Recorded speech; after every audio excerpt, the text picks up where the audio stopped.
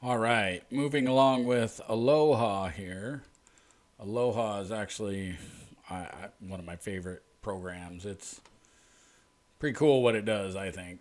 So you got a little disclaimer up here that it's going to talk about its limitations, like very low wind speeds, because it's going to try to predict a plume, and the only way you can have a plume is if you have, a decent steady wind. So if you've got a wind that's kind of swirling or moving around, obviously the model can't take into account all of those variables.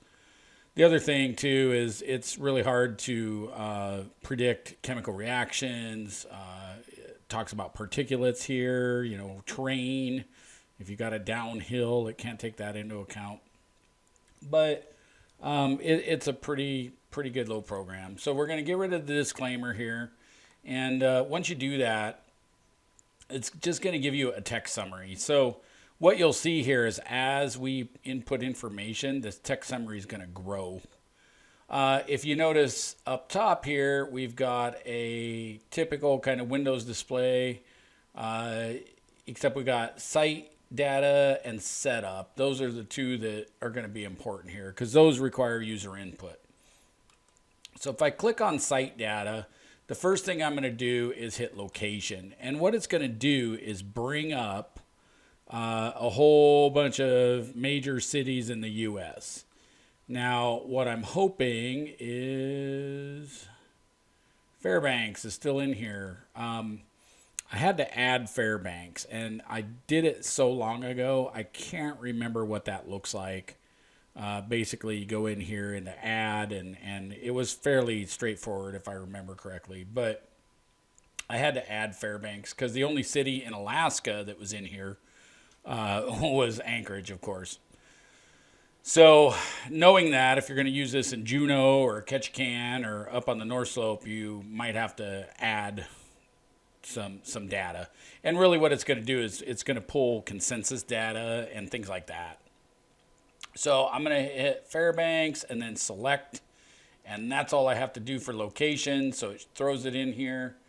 If I go back up to site data, it's going to ask about building type. If this is released around buildings, what do these look like? So your choices there are enclosed office building, single-storied building, double-storied building. If you know the number of air exchanges per hour, you can put that in. That's pretty cool because what it's going to do is it's going to tell us essentially if a plume goes by a building, how long it takes for the concentration inside the building to equalize the outside of the building. And so, again, it's a very powerful tool, right? If you don't know the air exchanges per hour, you can leave it there. And what it should do is grab like standard air exchanges, like regulatory information, like public occupancies have to exchange air every 20 hours, I believe. So we'll just click on enclosed office building and call that good. If I go back up here to site data, it's got date and time. Now I don't have to put that in because if you look at my text summary, it's got the date and time here and it's pulling it off my computer's clock. So if I didn't have that ability, I have to put date and time in. Now when we go to setup, there's some very important information in here that you got to put in. The first one is chemical. So it asks you, hey, do you have pure chemicals or do you have solutions? I'm going to keep it simple and I'm going to go with a pure chemical. And because we've been dealing with chlorine so much, I'm just going to use chlorine. Now, as I was talking there, I punched in the letter C to start to type chlorine in. If I go to type in chlorine and spell the whole thing, and I don't know why, but this drives me nuts in Aloha. CAMEO chemicals, you got to type out chlorine, right? Well, here, what it does is every time you push a letter key, it goes to that alphabetical listing of chemicals. So when I push C, hey, I'm at the C's, but when I go to spell chlorine, I push H, it drops me down to the H. And then I hit L, and now I'm down into the L's. So I usually kind of derp out at this moment, and I'll try to type in the chemical and see my list changing, and I'm like, oh yeah, you got to just put in the first letter of the chemical, and then grab your mouse and scroll, and then find the chemical. So I think I went past chlorine there. Where are you, chlorine? There we are. So I click chlorine, I hit select. Now there were add keys and stuff there, and you can add chemicals to Aloha. I have personally never done that, so I don't know what that looks like. If any of you attempt it, let me know. At some point, uh, because Alaska West hauls so many proprietary chemicals that you're not going to find in these databases. At some point, I'm going to try to put one of those into Cameo, and maybe I can video how I did that at some point. But up to this date, I have not done it. So that takes care of our chemicals. So we're going to go back up here to setup, and we're going to click on atmosphere. Now, if you are connected to a SAM station, you can just click SAM station, and it is going to grab the current weather from the nearest SAM input site. The problem with this is when you get around urban areas, weather can change at ground level fairly drastically. I mean, buildings cause different, wind direction and things like that. So I really like the user input.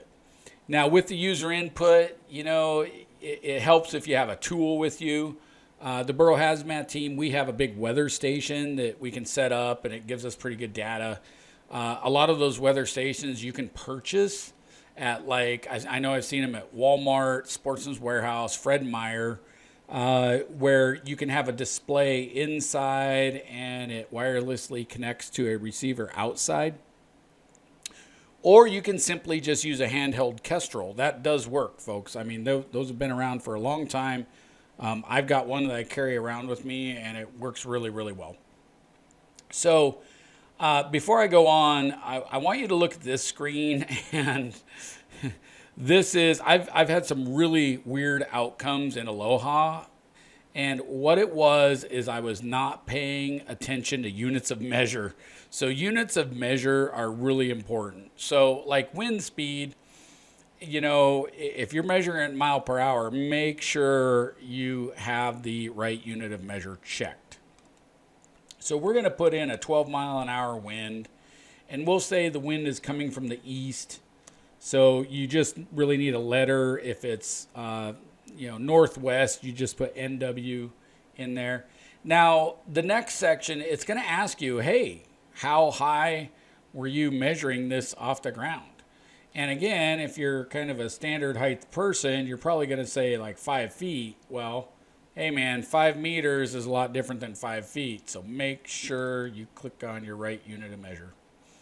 The next input it wants is, what does the ground roughness look like? Is this urban or forest? Is this open water? Is this, rolling prairie or whatever? Where I'm going to model this is going to be like on the south side of Fairbanks. So I'm going to say urban or forest because there are buildings and occupancies around. And then the next thing it asks for is cloud cover. Well, if I look outside, we are completely covered. So that's what I'll use right now. This value, if someone knows what it is, please tell me. I don't know. I think if I worked for NOAA and dealt with weather, I might know. But really what I do is I look up in the sky and, choose one of these 5 buttons to reflect what cloud cover we have for the day. Now, I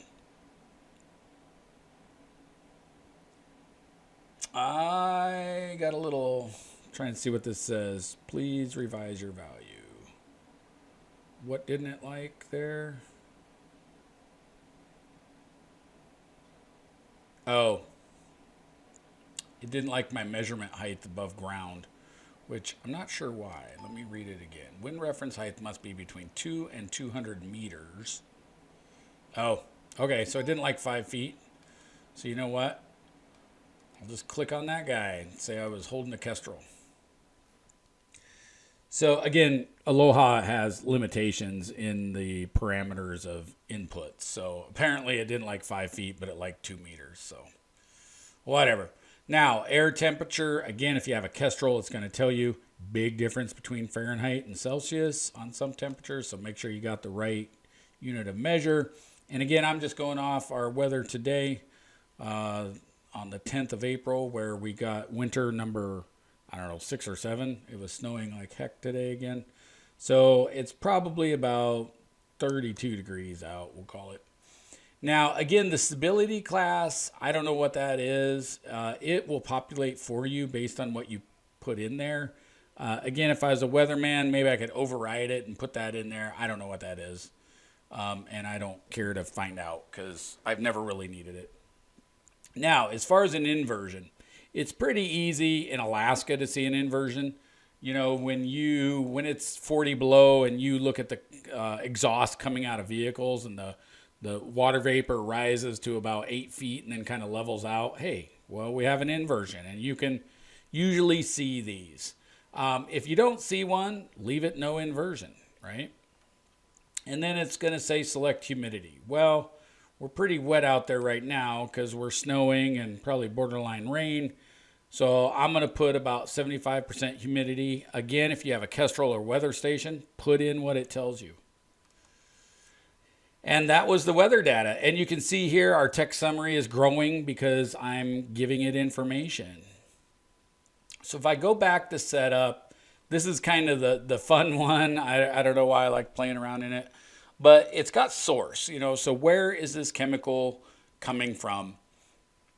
And so again, if you downloaded Aloha, you can go in there and mess around with direct sources, puddles, pipelines, all that stuff.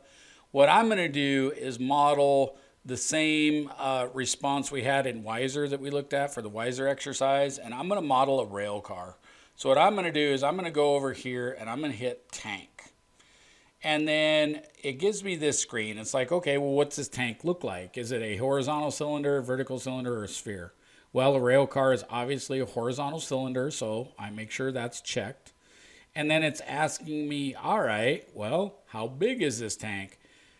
Y'all, you don't have to be super, specific on this. I would tell you a rail car is roughly 9 feet in diameter and roughly 50 feet long. And boom, that comes out to right about what the volume of a rail car is. So we're close enough, right? Watch your unit of measures here. If you click meters, you're going to have a really, really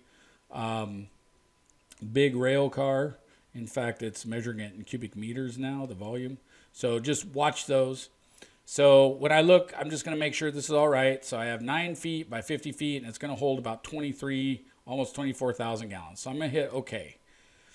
And then it says, all right, well, what's in this tank? Well, chlorine is one of those gases that will compress under pressure, or we can keep it compressed under pressure at a fairly, fairly simple way by just putting it in a pressurized rail car. So we know it's going to contain liquid. So we're going to check tank contains liquid. If this was for some reason just a gas rail car, which they don't make, but if the container just contained a gas, you would put gas. If you don't know, check the unknown. And then it's going to say, all right, well, where is this rail car? How is it stored? Well, if ours is outside, simply I just put chemicals stored at ambient temperature. But if this was inside, some sort of shelter or building that maybe it was being heated because they push it into a facility, then you would obviously want to put the temperature of that facility. For our model, though, outside, we're just going to say stored at ambient temperature.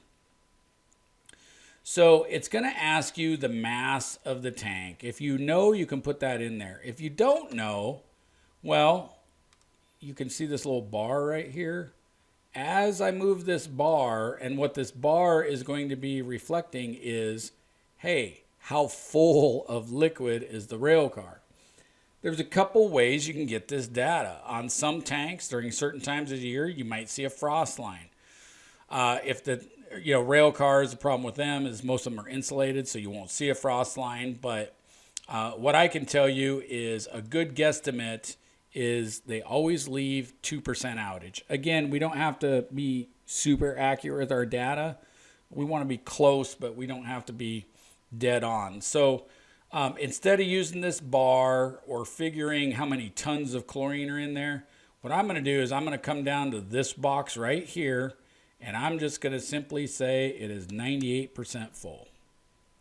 Now, what it's done is calculate the actual gallons based on how much the rail car can hold and how full it is. So we can figure we have roughly 23,300 gallons in the rail car of chlorine. So when I'm happy with this information, I'm going to click OK. So now it's saying, all right, you got a tank. We know how full it is. We know what's in it. Where is it leaking?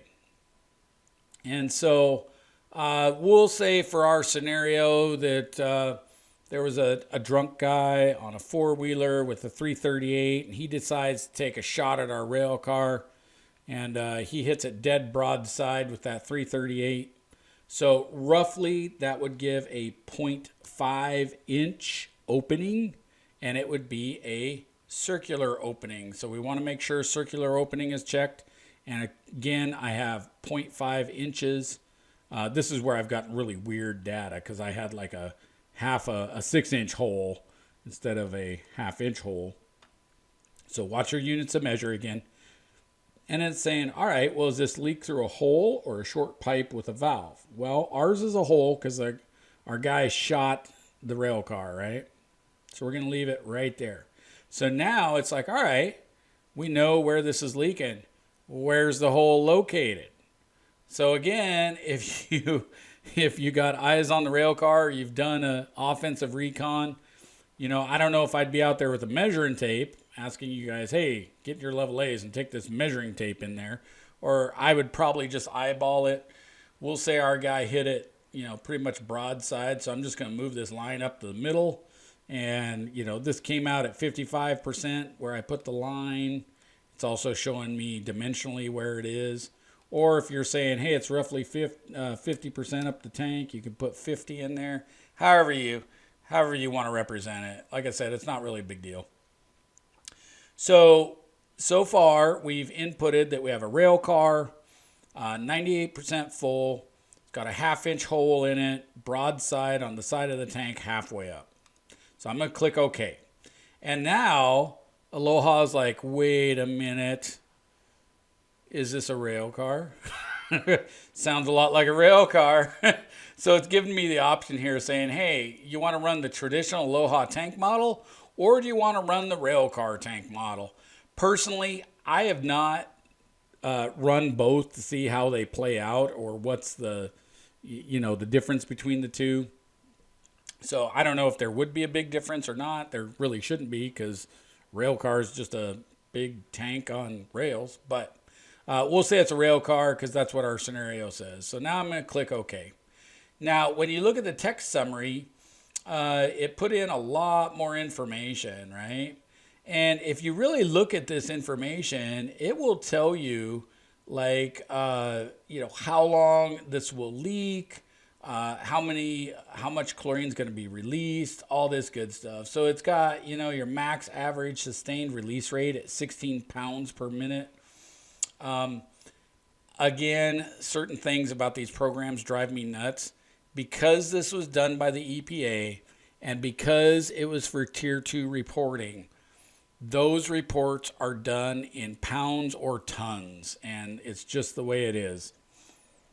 But if you look here, the total amount released would be 732 pounds. What else is it saying? Oh, the release duration. Well, Aloha doesn't release over an hour. So I wish it would, because it'd be like, hey, is this going to last like 2 days or whatever? But it states right here, hey, it's limited to 1 hour. So that's the best we can get out of it. You can still kind of do some calculations possibly and see how long it'll take based on the chemical mass in the tank and then the release rate, right? So once we get all this done, this is fine and dandy, but this isn't really what we want. This is just a bunch of data. What we want is we want to see it, right? We want to see this plume. So what I'm going to do is I'm simply going to hit threat zone, and it's going to give me different, basically like those AEGLs, and it color codes them for me. So what it does, it gives a red one at 60 minutes, an orange one at 60 minutes, and a yellow one at 60 minutes, right? Now, if I want to change these, I can get IDLH, I can get the packs, I can get the ERPGs. I can do a lot of different ones here. But we're going to stick with what they have just for simplicity's sake.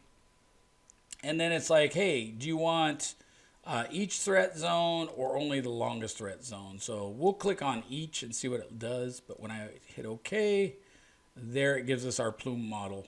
So you can see this is going downwind for roughly 700 yards. And it also gives a width. And this looks vastly different than what the ERG does, because ERG just gives you a cone. And then the other thing too is this is giving us different doses, if you will, within the plume.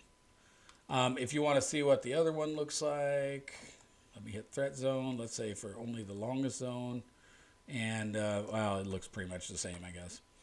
So that is the plume modeling in Aloha. Now, this still isn't great information because it gives us a cone, a plume. But what we're going to do in the next segment is we're going to take this plume and we are going to put it in the marplot. So I'll see you back for marplot.